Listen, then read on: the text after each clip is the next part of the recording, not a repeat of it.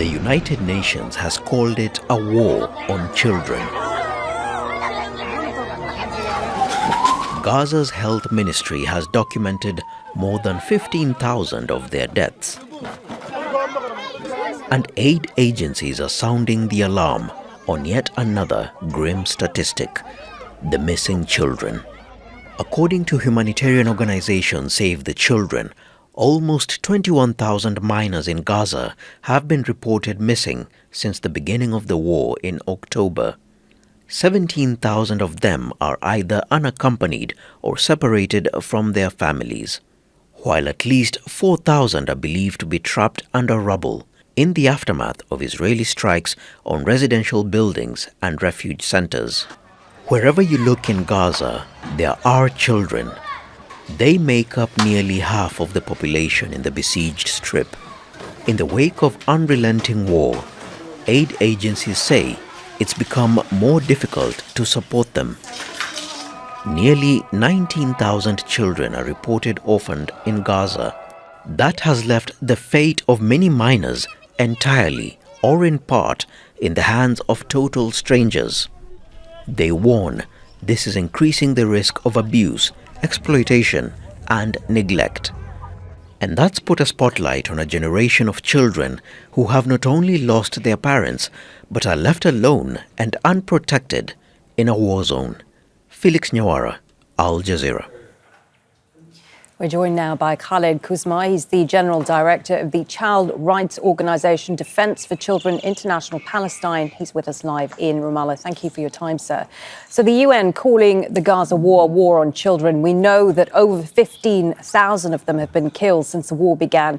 How much does this latest report add to the growing concerns about how this war is affecting children?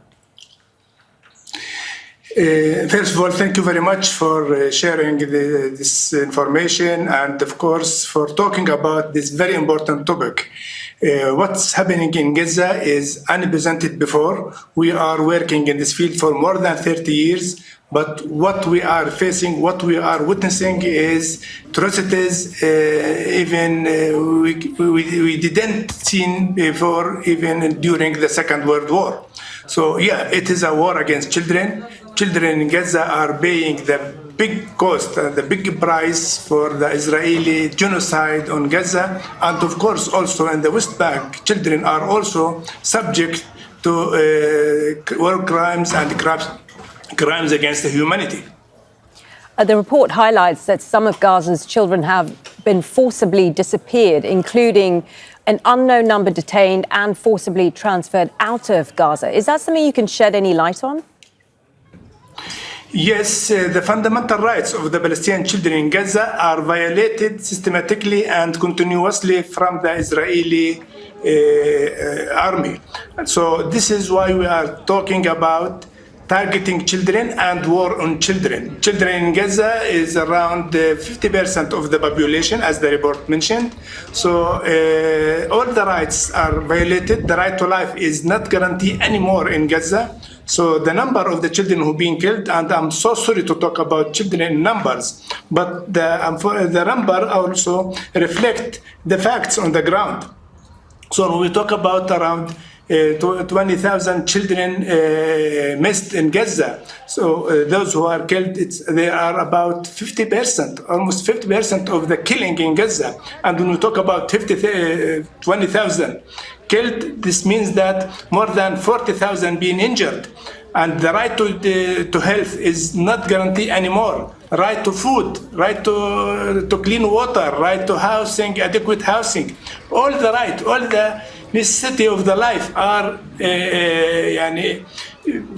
denied for the children in Gaza. And what is... Yes. Apologies for interrupting you, sir. From your experience, how does war and conflict affect the mental health of children? What sort of long-term issues are we talking about here? Until now, we are talking about the right to keep survivor, to keep alive. But of course, those who are live under such atrocities since more than 8 months, of course, psychologically, they all damaged, they all affected, they all need immediate support, psychological support. Otherwise, they will be also considered as out of of the life.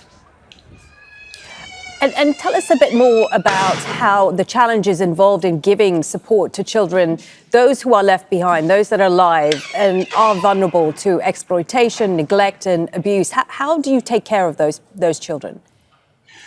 So from my experience, I believe that the Israeli policy is targeting children and also focusing on how to kill the hope for the children. So those who are left without any family member, like we are now talking about almost 17,000. Those who've been injured, those who've been starving and looking for a piece of food, of bread to keep survival. So all of them, and those who are live under the Israeli airplanes bombing all the time, the plane in the sky. So all of them, they are live under such circumstances, and of course, with this ongoing situation, psychologically, I believe that they have been damaged and they need immediate. Now, nobody can give such support for the children because they are, as the Secretary General of the United Nations said, there is no safe place for children in Gaza. There is no means of life in Gaza. So the children are, of course, live under such ongoing situation while we are unable to give them the support that they need in the right time. But to give the support, after that, it will be too late. Too late. I appreciate your time. Khaled Quzmar, General Director of the child rights organisation Defence for Children International Palestine, speaking to us there from Ramallah. Make sure to subscribe to our channel to get the latest news from Al Jazeera.